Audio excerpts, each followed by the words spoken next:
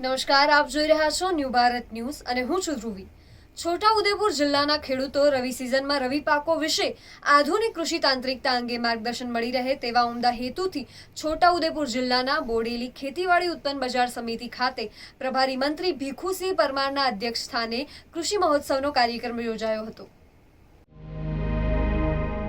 ખેતીવાડી ઉત્પન્ન બજાર સમિતિ બોડેલી ખાતે અન્ના પુરવઠા મંત્રી અને છોટાઉદેપુર જિલ્લાના પ્રભારી મંત્રી ભીખુસિંહ પરમારના અધ્યક્ષસ્થાને યોજાયેલ રવિ કૃષિ મહોત્સવ કાર્યક્રમમાં મંત્રીએ જણાવ્યું હતું કે આજથી 50 વર્ષ પહેલા માત્ર જુવારનો પાક થતો હતો અને અનાજ આયાત કરવું પડતું હતું। આજે ભારત દેશ અનાજની નિકાસ કરે છે। પ્રાકૃતિક ખેતી અપનાવી ખેડૂતો હવે પ્રગતિ કરી રહ્યા છે।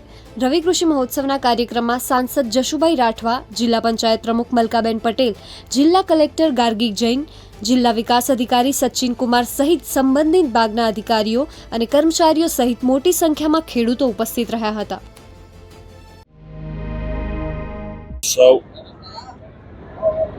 બોડેલી તાલુકાની અંદર એપીએમસીની અંદર આ કાર્યક્રમ યોજવામાં આવ્યો। આ કાર્યક્રમની અંદર જિલ્લા પંચાયતના પ્રમુખશ્રી, આ વિસ્તારના સાંસદશ્રી,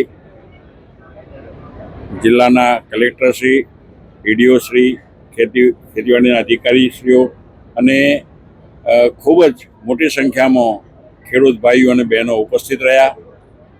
આ કાર્યક્રમમાં ખાસ કરીને પ્રાકૃતિક ખેતી વિશે ખેડૂતોને કાર્યકર્તાઓ તરફથી, વક્તાઓ તરફથી માર્ગદર્શન આપવામાં આવ્યું અને આવનારા દિવસોમાં આ ખેડૂતો વધુ પ્રાકૃતિક ખેતી તરફ વળે એ દિશામાં